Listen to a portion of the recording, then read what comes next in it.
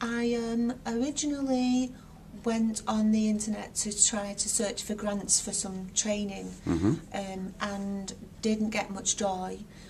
So I contacted the job centre to ask them if they had any access to funds to be able to help me to get back into work. And someone investigated it and found out that there was right to control and I might be able to get access to work choice through that. It was a very strange process because I was actually the first person in Bury to go through the whole process. Oh, great. So it was a bit of to-ing and fro-ing. It took quite a few weeks to sort out, but they were, through right to control advocates and the job centre and the council, it got sorted in the end, but it was quite a lengthy process. I'm still doing one course that the work choice money paid for, and I'm hoping to finish that in a couple of months. Good. You're enjoying it? Yeah. Excellent. What areas have worked out well for you, do you feel? My relationship with the advocate has made things so that I had someone to tell my issues to when I was struggling. Excellent. It was really good because I was the first person in Bury to go through this process. It was a lengthy process, and I kept thinking nothing's happening and etc. And the advocate was able to chase things up for me, and which was good. Why did you feel you needed an advocate? Because you get lost in the system. Your voice is not always heard. You promise callbacks and you don't get callbacks, and you sometimes the process is not really explained to you very well. So you become just a bit confused. And there was a point where I just thought, oh, I'll not bother, I'll just go and do something at college instead. But this particular piece of training I need to do, you can't do through colleges because it's not funded. You have to get funding to be able to do it. So I would have had to have gone into a different field of training or studying. But because I had my advocate, it made it smoother, and I had someone to sound off to. Great. Did you find it easy to get an advocate?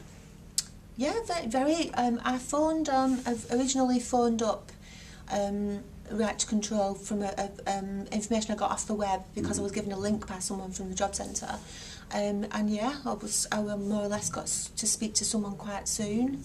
Brilliant.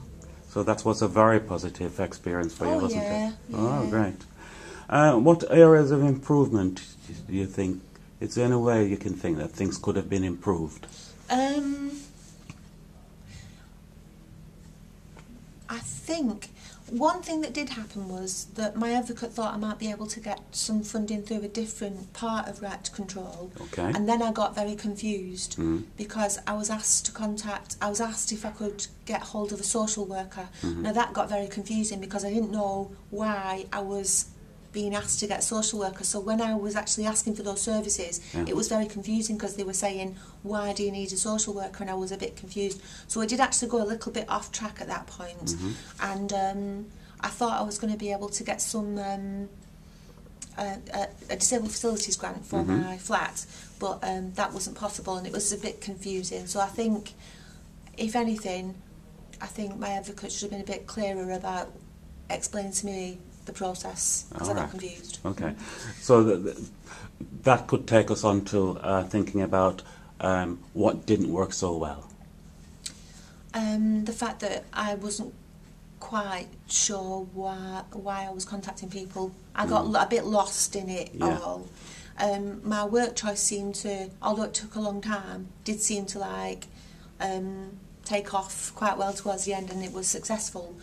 But the other aspects, such as the disabled facilities grant and maybe getting some support for a carer, because I had a very bad crisis last year where I was ill for about 3 months and I needed a carer, and there was, I just got a bit confused about the way to do that. Was this during the process of getting this right to control? Yeah. Right. Yeah. So how did it affect you actually receiving the right to control at that time? Were you able to work with it? I worked with it, but in the end I couldn't get any money through disabled facilities grants. I think, in my opinion, I don't know how it works, but maybe the advocate should have known a little bit more about my personal circumstances before Right, I okay. started to build up my hopes, thinking, oh, I might be able to get this and Okay. I might be able to get that, and when in the end I couldn't. Right. So that could have been improved a little bit, Mhm. but it's not too, it's very hard when you're asked about how to improve things, because I don't want to slate the advocates, because the advocates were brilliant. Yes, but I understand you. You know, I can't fault them. They Mhm. were Yeah. they were really good. But it would have been more useful if. Yeah. Yeah. Okay. So, if this leads me on to the question of how can things be improved in the future?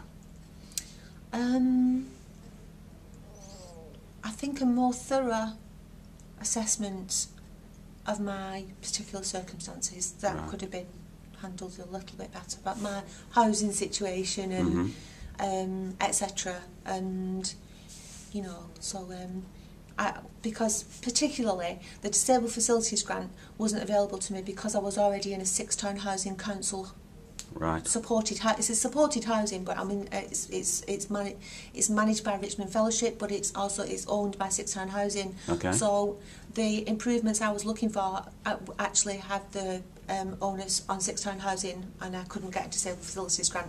So I think if they'd known who my Right. landlord was and stuff like that, might Yes. have. So it's more of getting to know you, knowing your experiences, your background and so forth up front. Yeah. Yeah. Just standing back a minute and thinking about it, do you think this could be a problem for some people if there's too much digging into the situation up front? No, I think just to have facts, Yeah. such as your landlord and support workers who are involved and stuff. You know, if more facts were collected, Yeah. and then it could be better assessed by the advocates as to what stream of money you could go for Yeah. and stuff. That's all. Really. Brilliant. Okay. Thanks very much. Okay, thank you. Thank you.